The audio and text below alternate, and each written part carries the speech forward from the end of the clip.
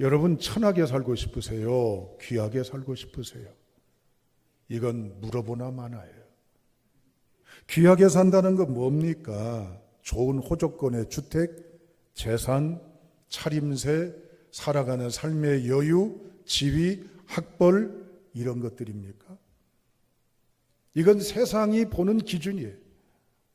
오늘 우리가 잠언 3장을 상고하고 있습니다마는 지난주에 놓쳐서 안 될 중요한 메시지가 있습니다. 3장 4절을 다시 되새김질 해보기 위해서 읽어봅시다. 읽습니다. 시작.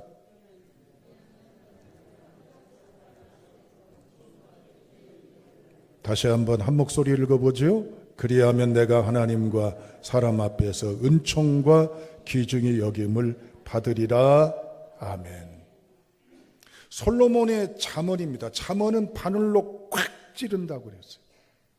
어떻게 보면 아파요. 어떻게 보면 나의 잘못을 적나라하게 지적하고 스리슬쩍 넘어가지가 않는 직설적인 교훈이에요. 그런데 잠언의 목적은 뭡니까? 우리가 행복한 사람으로 살도록 하기 위함입니다. 그러면 어떤 행복을 살아야 될까요? 오늘 3장 4절 두 대상을 솔로몬이 딱 기명해서 얘기하잖아요. 하나님 앞에서, 사람 앞에서. 네가 은총을 받고 귀중히 여김을 받으며 살기를 원한다는 거예요. 우리는 하나님 앞에서 훌륭한 사람이 되어야 될 줄로 압니다. 3장 4절을 공동번역 성경에는 훌륭한 사람이 된다고 표현했어요.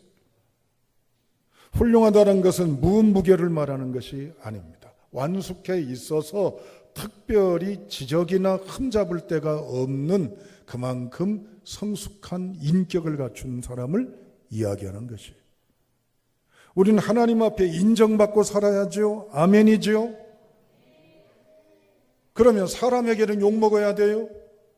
아니잖아요. 두 대상, 하나님 보시는 앞에서 사람들이 보는 앞에서도 인정받고 훌륭한 삶의 향기와 모습을 갖는 성도가 돼야 됩니다. 오늘 그 말씀 선상에 우리가 하나님 앞에 사람 앞에서 어떻게 살아가는 것이 바로 훌륭한 사람으로 사는 것인가?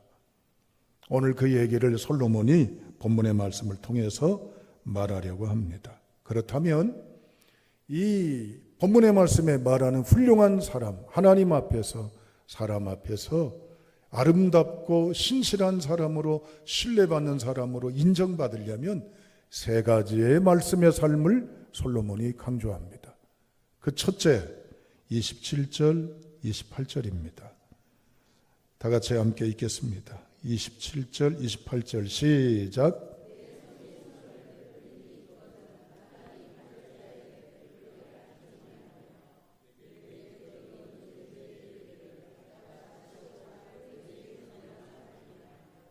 네, 거기 보면 내 손이 선을 베풀림이 있거든 마땅히 받을 자에게 베풀기를 아끼지 말라.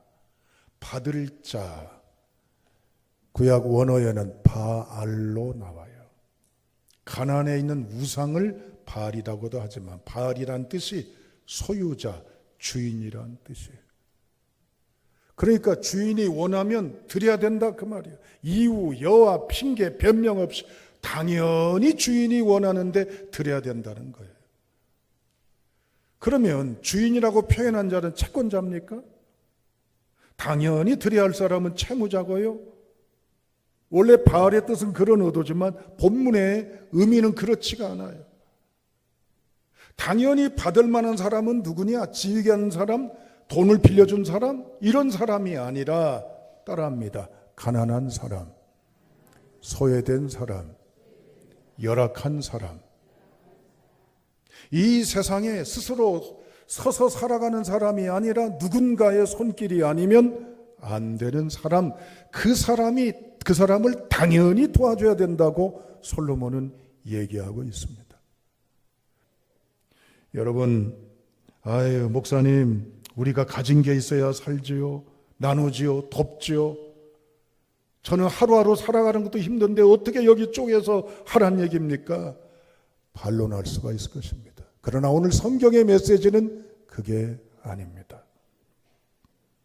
여러분, 우리가 하루에도 산소를 들이마시고 내뱉고 하는 이 산소의 양이 얼마나 되는 줄 아세요? 어떤 참고 자료에 보니까 한 사람이 산소를 하루에 들이마시는 양이 600가만이나 된대요. 놀래라고 하는 건 아니지만 좀 놀래주셔야 돼요. 그런데 그 돈 주고 사서 산소 들이마십니까? 내가 특별히 독과점으로 내 몫으로 그거 차지하고 들이마시나요? 선인이든 악인이든 배웠든 못 배웠든 하나님은 누구에게나 다 똑같이 누구의 측량인지는 모르지만 600가만이나 되는 분량의 산소를 마음껏 누리며 쓰도록 하나님이 주셨잖아요. 하나님은 지구의 이 표면의 온도를 18도로 일정하게 어디서나 살아갈 수 있도록 유지하도록 균형을 맞춰주는 햇볕의 공급은 특정인만 누리는 거예요? 아니죠. 누구에게나 모두에게나 차이 없이 차등 없이 차별 없이 다 함께 누리도록 주신 선물이에요. 이것만 있어요?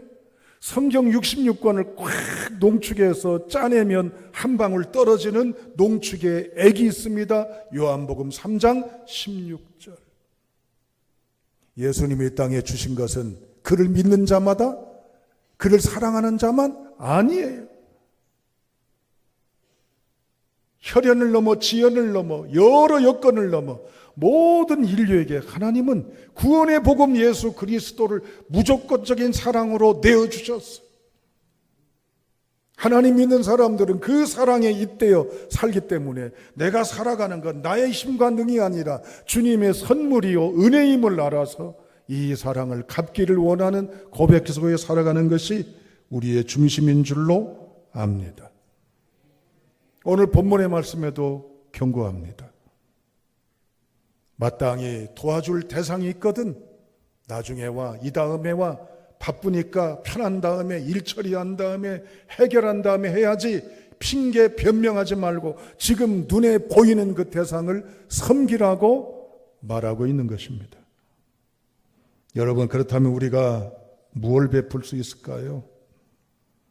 불교 용어지만 무죄칠시라는 말이 있습니다.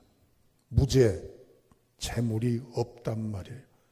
칠시, 7가지 베품이란 얘기입니다. 가진 게 없지만 우리가 베풀 수 있는 게 7가지가 있다는 거예요. 뭘까요? 화한시, 따라합니다. 환한 얼굴, 언사시, 부드러운 말, 심시, 착한 마음, 안시, 따뜻한 눈길, 신시, 몸으로 봉사하는 것, 상자시, 자리를 양보하는 것, 방사시, 편안한 공간을 제공하는 것. 비록 불교 용어입니다. 그러나 오늘 여기서 말하는 하나님의 메시지는 뭐예요? 동전 한 입, 쌀, 연탄, 밀가루, 라면 꼭 이런 것만이 아니에요. 내게 주어진 이 모든 오감을 통해 내 몸의 모든 걸 통해 그 누군가에게 나누고 섬기는 손길에 건냄이 있으라는 얘기예요. 할렐루야. 그래야 행복하고 하나님 앞에서 사람 앞에서 신실하고 인정받는 하나님의 사람으로 살 수 있다는 것입니다. 그러면 어떻게 하면 될까요? 잘 들어주는 것도 베푸는 것입니다. 칭찬해 주는 것도 베푸는 것이에요. 다가가 주는 것도 베푸는 것이에요. 손잡아 주는 것도 베푸는 것이에요. 끌어안아 주는 것도 베풀어 주는 거예요. 전화 한 통화 걸어주는 것도 베푸는 것이에요. 할렐루야. 하나님 오늘 또 우리에게 경제적인 뿐만 아니라 환경과 여건에 소외되고 눈물과 한숨과 괴로움 속에 살아가는 수많은 사람들이 있지만 그들에게 베풀라라고 말씀하셔요. 이러한 믿음의 사람으로 살 수 있기를 주님의 이름으로 축복합니다. 예수님은 다 내어주셨잖아요. 십자가에서 한 방울 남기지 않고 다 내어주신 예수 그리스도를 우리 마음에 담고 예수 그리스도를 닮아가야 될 줄로 압니다. 하나님의 사람인 우리는 우리에게 주신 감정이나 우리에게 주신 판단이나 우리에게 주신 시간이나 우리에게 주신 물질이나 기능이나 재능까지도 기꺼이 누군가를 위해서 일주일 동안 쓰여지기를 꿈꾸시는 귀한 행적의 한 주로 나가시기를 주님의 이름으로 축원합니다. 두 번째, 다 같이 29절 30절을 읽겠습니다. 시작. 내 이웃이 내 곁에서 평안히 살거든 그를 해하려고 꾀하지 말며 사람이 내게 악을 행하지 아니하였거든 까닭없이 더불어 다투지 말며. 말란 말을 계속하고 있어요. 그런데 거기 29절 주목하십시오. 내 이웃이 내 곁에서 평안히 살거든. 아니, 평안히 살기를 원하고 평안히 살아가고 있으면 내버려 두면 되지. 그를 어떻게 해요? 나는 해하려고 꾀하지 말며. 해하려고 꾀한다, 그 말이에요. 여기 해하려고 꾀한다라는 말은 히브리어의 하라시라고 되어 있습니다. 따라해 보십니다. 긁는다, 핥힌다, 상처낸다. 누구를 그렇게 한다는 거예요? 나를? 평안히 나에게 피해도 안 주고 어떻게 아픔이나 자극이나 전혀 없이 평안하게 있는 사람을 내가 보면서 괜히 뭐예요? 긁어요. 그를 상처내요. 그를 아프게 해요. 그렇게 하지 말란 말이에요.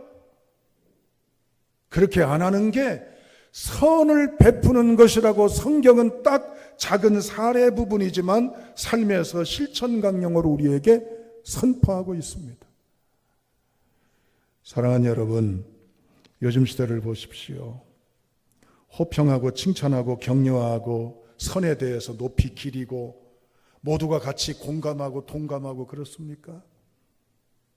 아시다시피 악성, 이제는 악플들, 유튜브에 떠도는 좋지 않은 비방, 잘못된 정보, 인신 공격, 집단 테러 얼마나 많습니까? 이 사회가 여론이 분분합니다. 그래서 선함과 의로움이 이 사람들의 마음을 감동과 감아주는 세상이 아니에요.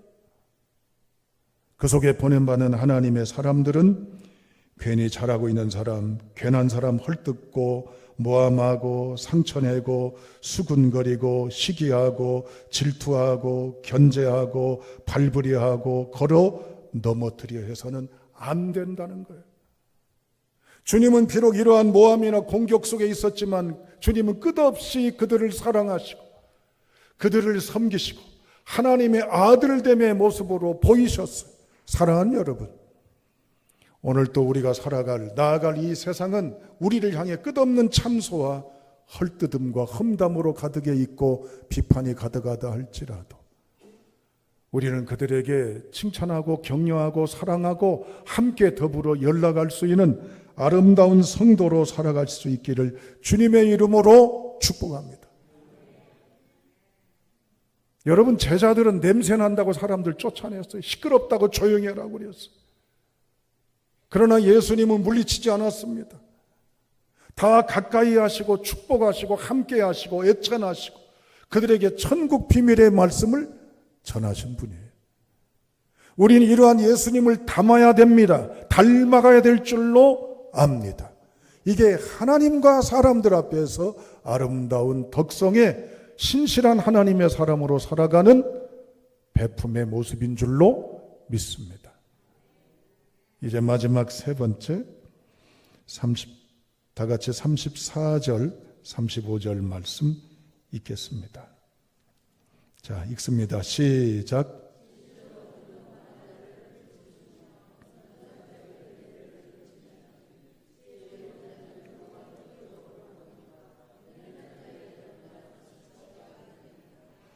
거기 34절에 보면 진실로 그랬어요. 이 말은 분명히 이렇게 된다는 용어입니다. 아멘이라고 할 수가 있어요. 그게 뭐가 이렇게 된다는 거죠? 그는 하나님이시죠? 누구를 비웃어요? 거만한 자를 비웃으신다. 반면에 겸손한 자에게 은혜를 베푸신다 그랬어요. 여기 겸손한 자는 뭘 말하냐면 가난한 자, 비천한 자, 억압받는 자를 겸손한 자라고 하는 뜻이에요. 아니 가난한 자하고 비천한 자하고 억압받는 자하고 겸손한 것하고 무슨 상관이 있습니까? 가난하면 누군가의 도움을 받게 돼 있어요. 비천하면 누군가가 존귀하며 인정을 해줄 때 귀함을 누립니다. 갇혀 있으면 누군가가 자유로워하도록 할 때 이젠 자유를 누립니다. 이것이 겸손과 무슨 상관이 있습니까? 다시 말하면 누군가의 힘에 의해서 무엇인가에 의해서 내가 열려지고 내가 누려지고 내가 살아가는 걸 느끼는 그 자를 겸손한 자라고 표현을 합니다. 여러분 중세 때 성자를 꼽으라면 성 프란시스를 꼽을 수가 있습니다. 심지어 이 성 프란시스는 짐승들과도 대화를 할 정도로 영혼이 맑은 사람으로도 지칭했었어요. 그런데 그를 추종하는 제자들이 많았는데 한 제자가 영성이 충만해가지고 어느 날 입신을 했습니다. 그리고 천국의 환상을 보았어요. 천국에 갔더니 천사들이 가득하고 말로 형언할 수 없는 천국의 이상을 볼 때 그야말로 표현이 안 되는 거예요. 수많은 의자가 있는데 그 중에 한 의자가 유독 빛나고 아름답게 장식되어 있는 특별한 의자를 보면서 이 프란시스의 제자가 궁금해서 천사에게 물어봤습니다. 이 의자가 누구의 의자입니까? 누가 앉아야 될 의자입니까? 그때 천사가 답합니다. 프란시스가 앉아야 될 의자입니다. 아니 왜요? 프란시스는 지상에서 겸손한 사람 중에 겸손한 사람입니다. 익히 스승의 신앙의 영성은 익히 알았지만 천국에서까지 이렇게 추앙을 받는지는 몰랐어요. 그리고 이 환상에서 깨어서 존경하는 마음으로 프란시스 스승을 만났습니다. 그리고 둘이 독대합니다. 그리고 진실로 스승님에게 묻습니다. 스승님은 스스로 어떤 분이라고 생각하십니까? 그때 프란시스는 얘기합니다. 나는 세상에 악한 사람 가운데 가장 악한 사람이야. 아니 스승님 무슨 말씀이세요? 제가 알기에는 하늘에서도 겸손한 사람이라고 인정하시는데 왜 스승님은 스스로 악한 사람이라고 하십니까? 여보게, 자네들이 볼 때는 내가 겸손한 사람처럼 보일지 모르지만 하나님의 빛 아래 나를 드러내놓고 보면 나는 흠결이 헤아릴 수 없이 많은 악한 존재에 불과하네. 내가 살아가는 건 하나님의 은혜이기에 내가 살아가는 거고 지금까지 하나님의 은혜이기에 내가 지내온 것이네. 할렐루야. 여기서 말하는 겸손한 자는 뭘 말할까요? 저는 부족한데요. 그런 실력이 없는데요. 그런 자격감이 안 되는데요. 아니에요. 따라합니다. 하나님의 은혜입니다. 할렐루야. 여기 말하는요. 이제는 거만한 자는 뭔 줄 아세요? 교만한 자, 하나님의 은혜를 모르는 사람이에요. 우리는 하나님 앞에서 하나님의 은혜를 고백해야 될 줄로 압니다. 바울의 위대함이 있지만 그는 하나님 앞에 자신을 모든 걸 배설물로 여겼고 칠삭팔삭동이로 여겼으며 이제는 가장 불의한 자로 하나님 앞에 고백을 했어요. 그러면 하나님의 은혜로 여기는 자는 사람들 앞에서도 어떻게 살아갈 수 있을까요? 은혜로 여기는 선언의 사람인 줄로 압니다. 여러분 혹시 여성들에게 묻습니다. 남편 덕분에 지금까지 지내온 걸로 확신하세요? 대답이 없으니 어찌하오리까? 남편들에게 묻습니다. 아내 덕분입니까? 아멘, 할렐루야.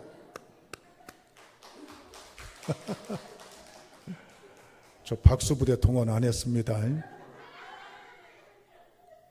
하나님의 은혜를 선언하고 고백할 줄 안다면 당신 덕분에 당신으로 인해서 당신에 의해서 내가 산다는 고백자가 되어야 이게 베푸는 사랑이요.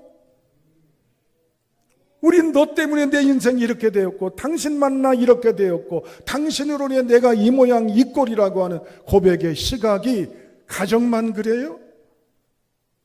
부모 잘못 만나서 내가 이렇게 되었고 자식들 때문에 내가 이렇고 우리 선생님 잘못 만나 이렇게 되었고 교회가 어때서 이렇게 되었고 지도자가 잘못되어서 이렇게 되었고 무엇에 의해서 회사의 CEO가 문제여서 이렇게 되었고 온통 세상은 책임전가 이제는 공격 비방 일색이지만 겸손한 자는 하나님의 은혜임을 알고 내가 가난하고 갇혀있고 비천하지만 주님이 나를 존귀하게 주님이 나를 부유하게 주님이 나를 사랑으로 이끌어 주심을 고백하는 자 이러함을 함께 나누는 자 이게 은혜의 성도인 줄로 압니다. 옆 사람 축복합니다. 아무개님 덕분에 제가 행복합니다. 시작.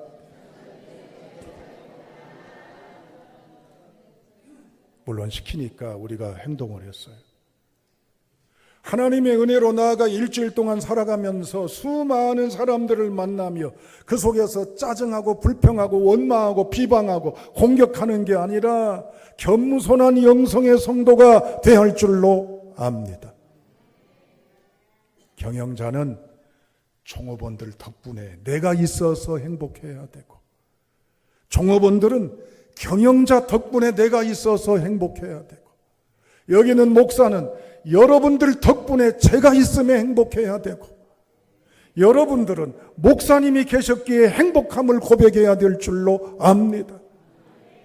이게 조그마한 일터 현장 삶의 자리 하나에서 곳곳마다 표정으로 베풀어주고 칭찬으로 베풀어주고 덕분으로 베풀어주면 그 사람이 존귀한 사람이 되잖아요. 그 사람이 훌륭한 사람이 되잖아요.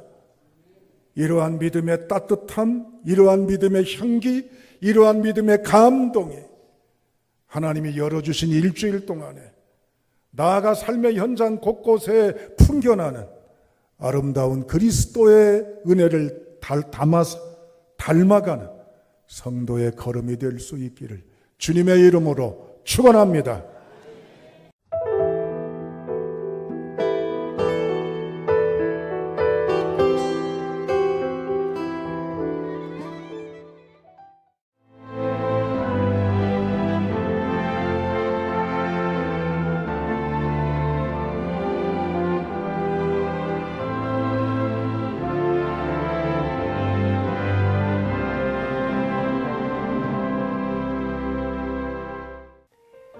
CBS를 사랑해 주시는 전남 지역 청취자 여러분 안녕하십니까?